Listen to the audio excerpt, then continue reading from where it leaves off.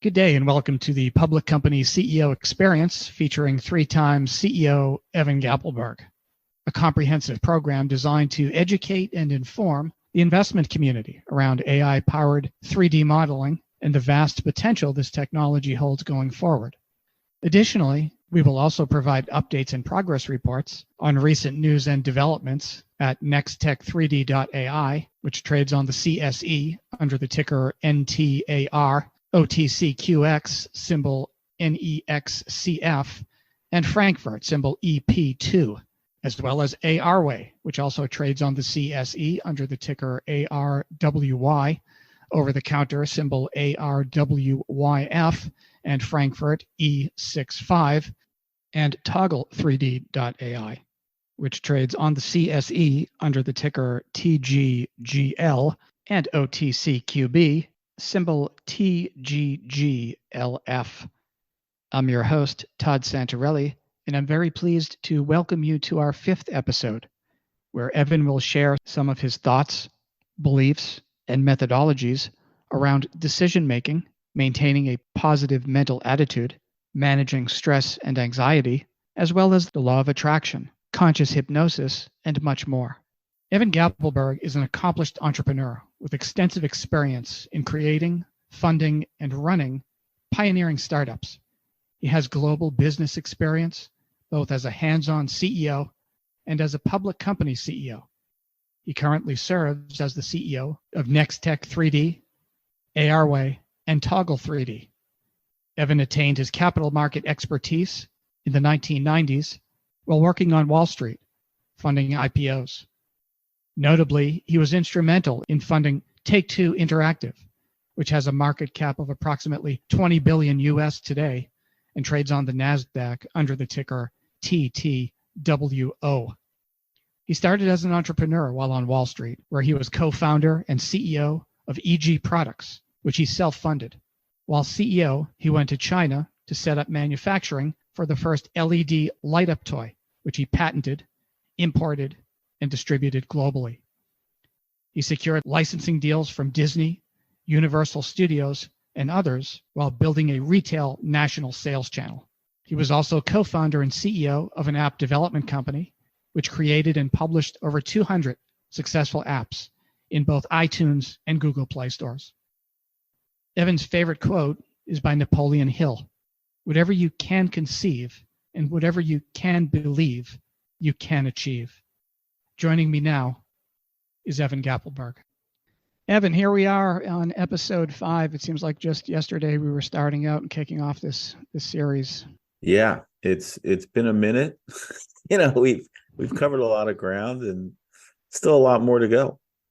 Indeed, I'm very excited about today's episode. Throughout the series, we have been focused on your company's business models, core offerings, discussions around AI and 3D technologies, etc.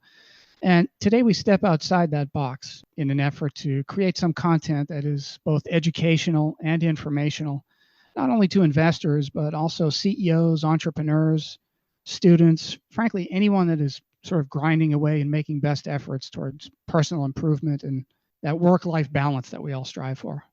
Yeah, it's quite complex living in this world. Today it's a lot more complicated than it was for our forefathers, I think.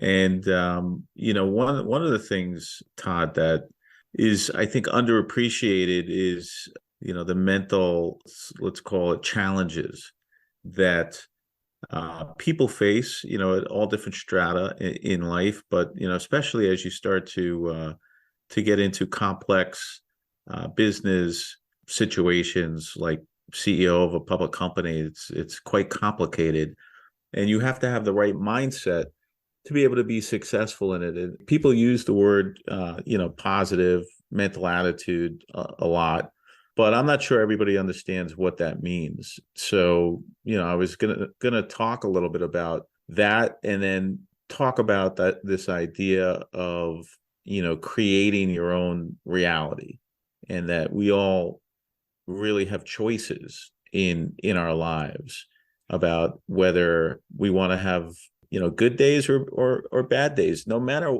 what the weather is outside, no matter the circumstances, the financial circumstances, it really is up to us to choose how we want to react and act to the inputs that come our way. And back to PMA, positive mental attitude. In my mind, what that means, it's more than just having a happy smiley face. That's not really, I mean, yeah, sure, you see somebody smiling and they must be happy, right? But to me, the positive mental attitude means that you look at every problem, and there's always problems in life. It's just the human condition to be faced with challenges. And you look at these challenges and these problems, and you try to problem solve. You don't get into the weeds of the who, the what's, the where's, the why's, the how's of the problem and the situation. You kind of try and take a step back and look at it from 30,000 feet above, meaning you're putting it into perspective, right? And then you try and problem solve. And believe it or not, Todd, 90% of the challenges and the problems that we face every day are easily solvable. Easy. It's 10% is a little more complicated, where you might need to bring in a lawyer, a doctor, and an account, a professional to help you problem solve. When it gets super complicated, you could bring in a board of directors or whatever. But in general, most problems are relatively easy to solve if you take a step back, if you give yourself perspective, and you start to look at it, not as something that's a problem that's immovable, but it's just another thing that needs to be thought about, solved, and then move forward until the next one shows up, where problems actually become, I don't want to say welcome, but not something that's so unusual or so heavy. It's just part of life, and you start to become really good at problem solving, and then it just becomes actually just a skill. And a lot of it, again, goes back to this PMA, this positive mental attitude that you need to adopt if you want to be successful in this complex life that we currently live, Todd. Indeed. Now, you're the CEO of 3 publicly traded companies, so you're dealing with this stuff every day. Times 3. Right. Right. So talk a little bit about your positive mental attitude. How do you get there? What are some of the practical strategies that you look at and that you've sort of taken and made your own through this journey, and how your positive mindset kind of shapes your outcomes? Yeah. Believe it or not, a lot of it comes down to being in the right mindset. Meaning, you can't be at your wit's end and expect to make good decisions and be good at problem solving. So you have to exercise every single day, which I do. I walk at least 3 miles, usually 3 to 5 miles every single day. I get on the rowing machine for 45 minutes to an hour almost every single day. I lift weights every day, every other day. So, I'm constantly rotating those 3 activities on a 7-day-a-week basis. And that gives me, a sense of balance physically, physical balance, right? Because, your body just it craves to be active. And, as you mentioned, 3 public companies. I'm at a desk, I'm on calls most of my working day. And so you need to have those physical activities to kind of keep the body in a healthy place. And then you also need to be able to meditate. You need to be able to wake up. I sometimes do it in the morning. I oftentimes do it late afternoon. I'll meditate on my day. And it's not thinking about nothing. It's more, closing my eyes and letting all the thoughts of the day just kind of free flow through my mind. And again, my mind naturally goes to problem solving. That's something that I've turned into a very high level skill of mine, so that, as I mentioned earlier, like, problems don't really bother me. They're just another thing that I need to solve for. It's almost like a natural state of mind that I'm in now, where problems come up. I don't really feel stressed. My wife says, she's stressed. Why aren't I? And I'm like, like, problems, you just solve them. It's not that big a deal. But if you can make them a big deal, and that's when they actually become problems. So, that those regimes of working out your body and meditating on a daily basis really are critical to staying in the positive mindset. Look, you could have a positive mindset and get knocked out of that positive mindset and become, let's say, unstable if you aren't exercising, if you aren't meditating, if you get thrown out of your routine.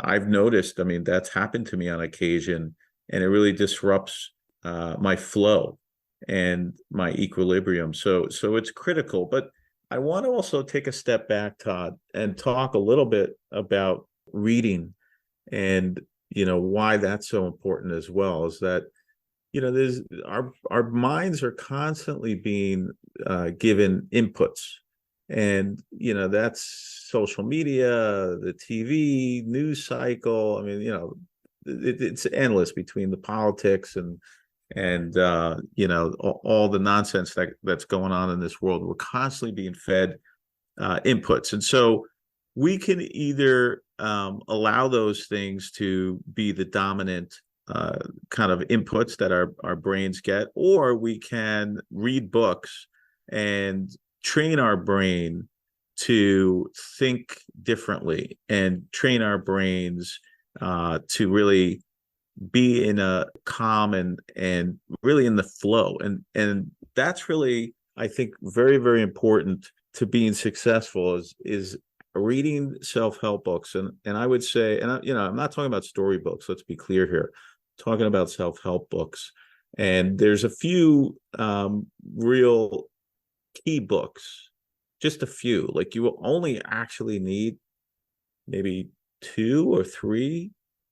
Some people have entire libraries. I actually do have entire libraries, but what I find, a library full of self-help books, but what I find myself going back to is really 2 books. And it's interesting, right? Because, like, why? Well, because basically all the other self-help books are almost knockoffs of these 2 original books. And when people ask me, what books do you recommend? I tell them, well, there's really only one that's kind of like the Bible that you read over and over and over again. And I probably should revise it to 2, but they're basically related. So one is a book called The Master Key by Charles Haanel. And very few people are aware of this book. I only learned of this book, I want to say 5 years ago, prior to finding this book. And it really was almost like, a needle in a haystack, because it was written, like over 100 years ago. Nobody's heard of Charles Haanel, I guarantee you. But the book that I read prior to The Master Key, and over and over and over, was a book called Think and Grow Rich by Napoleon Hill. And what I found out, Todd, which is fascinating, is that Napoleon Hill was a student of Charles Haanel. And he took Haanel's writings and created his own version, let's say. But it's very, very similar. That's why I said there's 2 books, but really one. So the original is The Master Key. And the thing about Napoleon Hill's book is he came up with essentially 3 words that summarize a lot of what motivates me and a lot of what I believe in. And those three words are conceive, believe, and achieve. So let's just break it down real quickly. Conceive is, your idea, right? You come up with something. Achieve is, going for it, right? You're going for that. The most complicated part of conceive, believe, achieve is the believe, in my opinion. Why? Because in order for you to actually achieve, you have to have an unwavering belief, 100% belief that you're going to achieve. Very, very, very hard to do that. Most people can't get to 100%. I mean, if you ask people, do you believe in God? 100%? I mean, that's hard to get to. Not everybody, even religious people, might waver at 100%. But if you think about believing in God, the people that do believe in God, truly believe in God, the people that will die for their belief, that is the true belief. That's the belief I'm talking about, that you need to get to if you want to achieve high levels of success in your life. And it's just one of those intangibles, right? A belief. People believed for a very long time that the world was flat. People believed in mythology. There's lots of different things that have captured people's imagination. And, if you look at people's investing habits, it's on full display. For a while, people believed in the metaverse, which, that was only like a flash in the pan. Now everybody believes, AI is the future, and everybody believes that, well, not everybody, but some people are believing that, AI is going to take over and replace humans. But the point is that when people believe in something, it creates this energy. It goes from intangible to tangible. And we've all met these people, right? These people that are bubbling over. They're so excited about whatever it is that they believe in. And, they're almost a force of nature. You can't stop that. A person who has an unwavering belief, even if it's wrong, even if you disagree, you can't stop them. A lot of this is being played out on the political scene today, which is really weird to me. But the point is that belief is the secret weapon. It's the power. It's the energy. So conceive, you got to have the idea.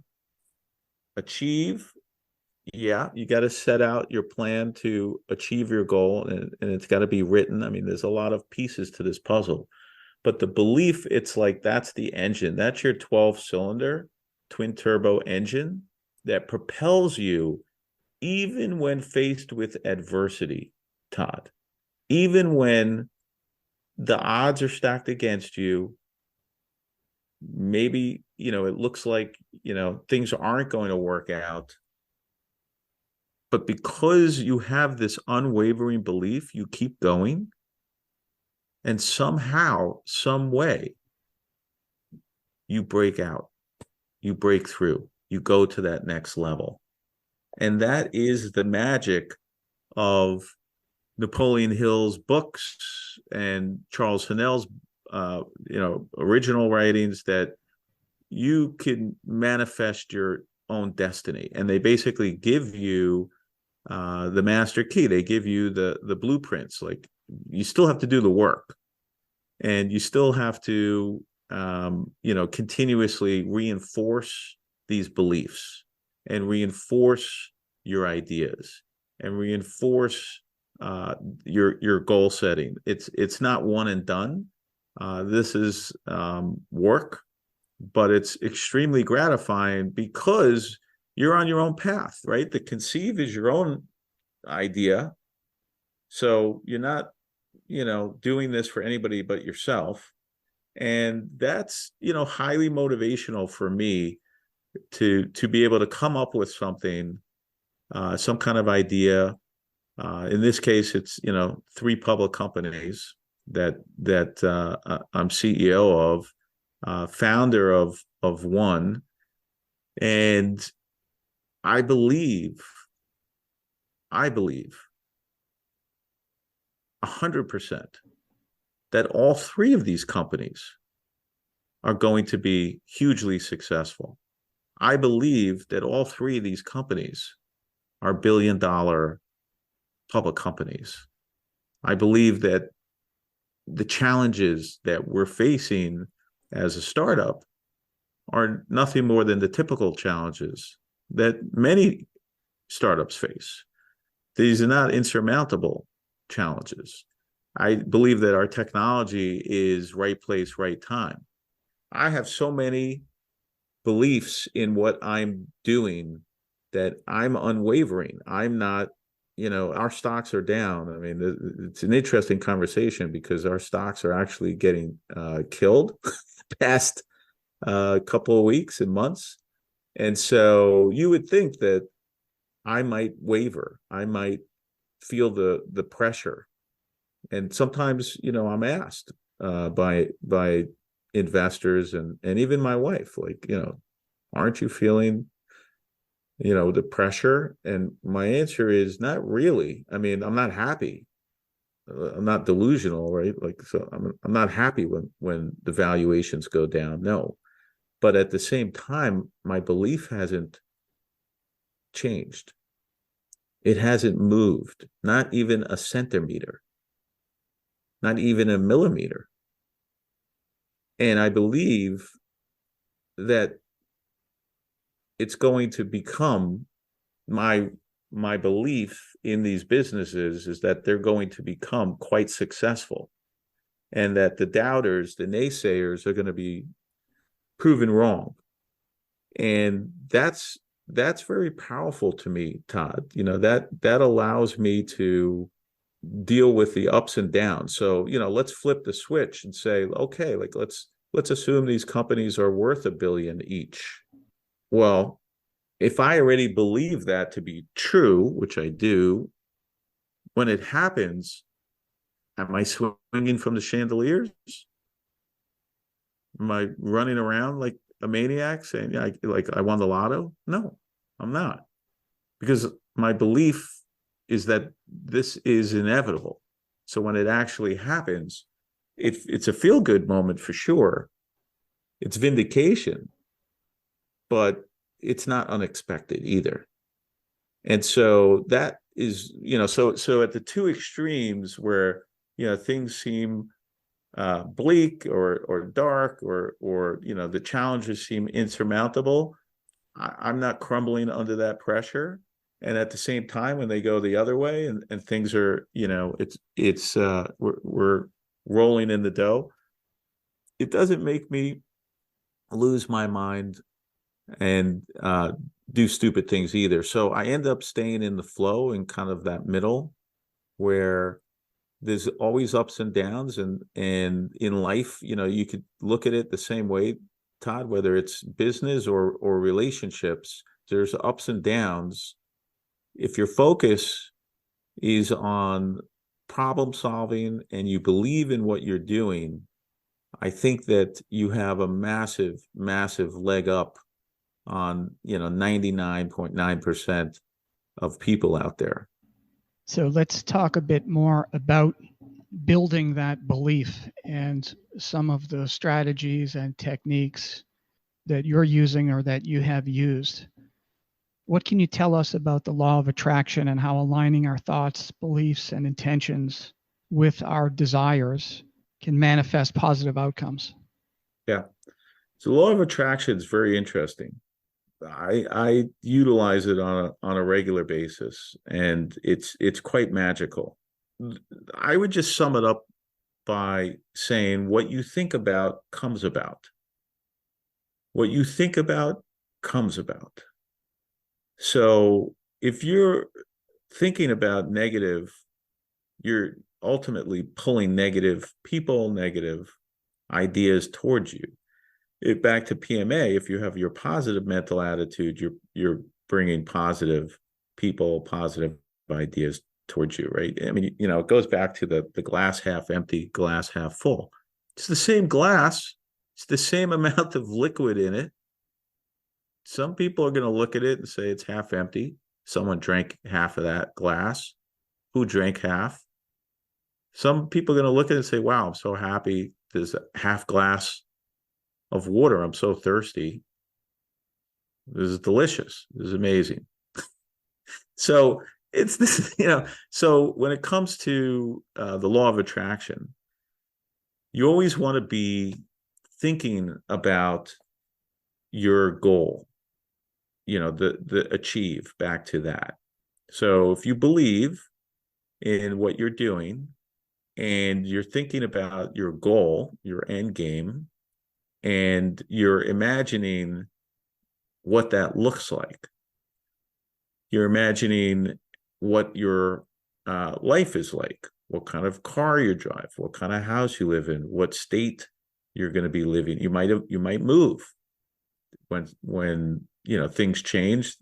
Your scenery might change, and you might think about a wife or a husband, a certain look, dark hair, light hair, dark eyes, light eyes, etc., etc.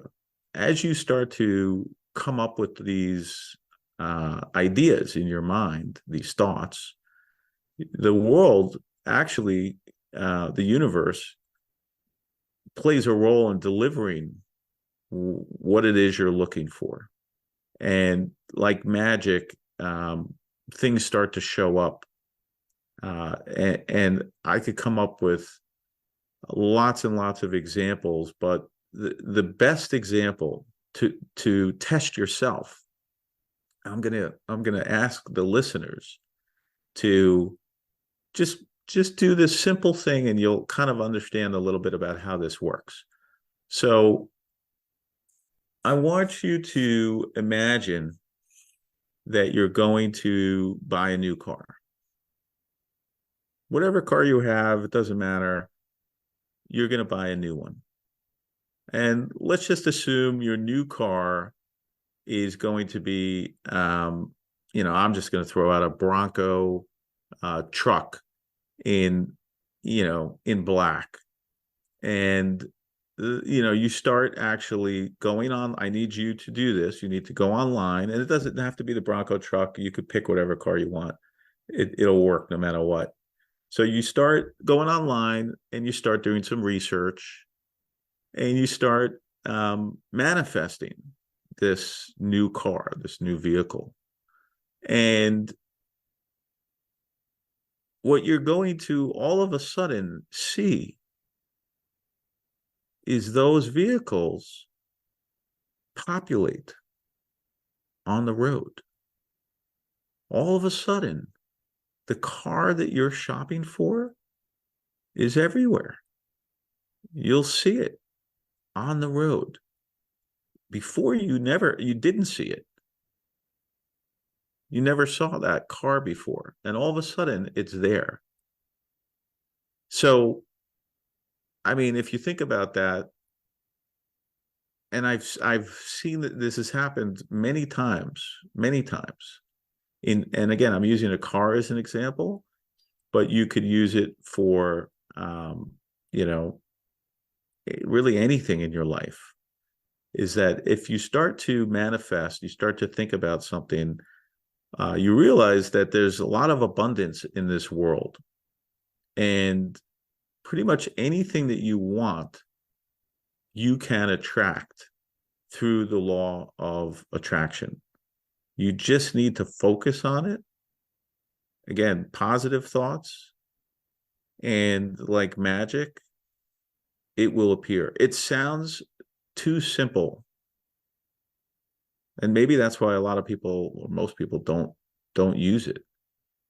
right? It's like, it's not going to work. It's too, it's too easy. There's no way. All I have to do is think about it. Well, you have to become a little bit obsessed with it, whatever it is that you're after. And the universe serves it up. The truth is, Todd, is that I was thinking about becoming a public company CEO back in 2014, 2015. And I helped another company. I was consulting with a company, and I wasn't quite ready yet. So I basically had one of my business associates become the CEO. And I watched him kind of screw things up a bit. Even though I was, consulting, after a while, people stop listening. They think they have it all figured out. So I decided, you know what, I'm going to be CEO. And I manifested it.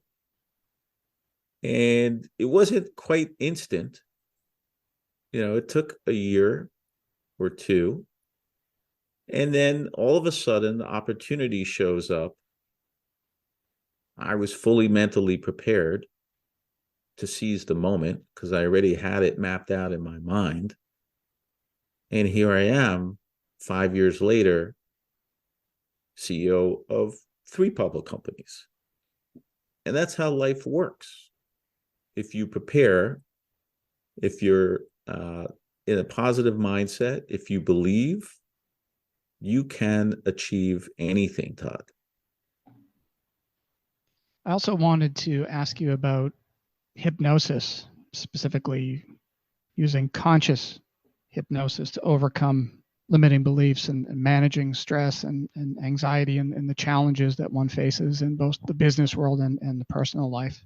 Absolutely. So in one of my past business adventures, I created an app called Hypno Hero.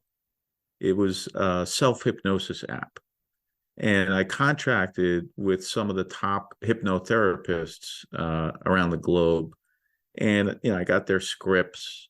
And what I realized about hypnosis is that it's very similar to what we were just talking about, the law of attraction, except it's more repetitive.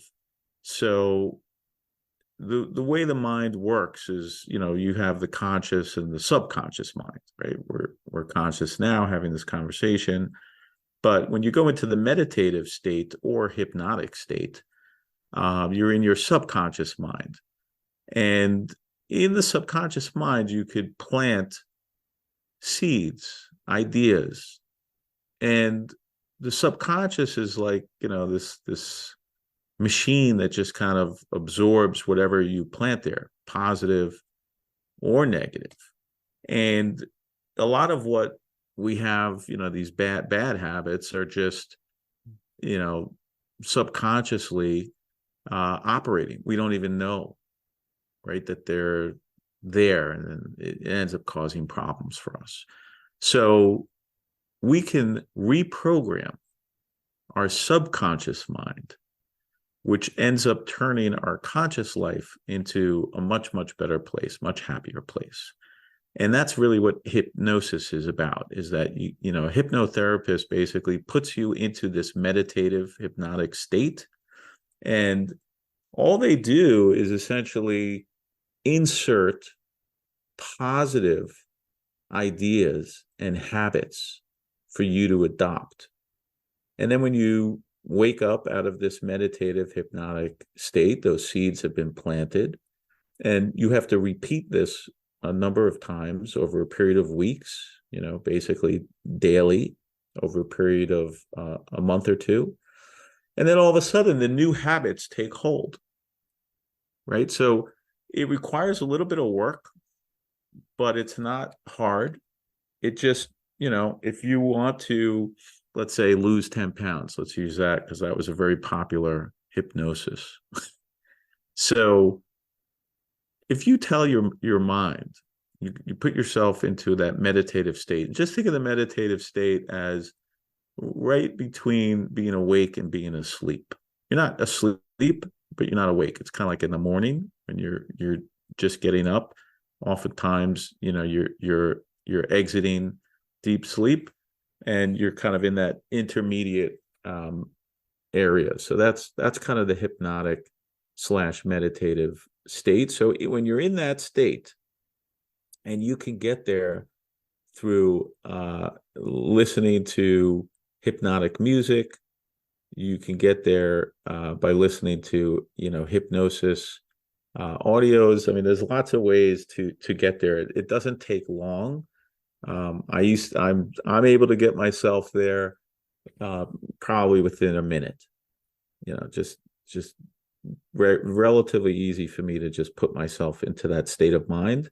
And so all I would say to myself is that I'm, instead of saying I'm going to lose 10 pounds, right, which is a little too ambiguous, it's more of aligned in terms of saying in 6 weeks, I will have lost 10 pounds. In 6 weeks, I'm going to weigh 180 pounds, right? So you're setting that you're putting things in motion so that this isn't like, oh, tomorrow. It's over the next 6 weeks. And the next thing that happens is, you repeat this multiple times a day in the hypnotic state. And all of a sudden, you're not feeling as hungry. All of a sudden, instead of reaching for the jelly donut, you say, nah, I'm going to pass on that. I'm not going to have my jelly donut. Or your ice cream. All of a sudden, you're not craving it as much. And you're able to walk away from the things that were causing you to be 10 pounds overweight. And so in 6 weeks, like magic, without even having to work at it very hard, your subconscious mind has steered you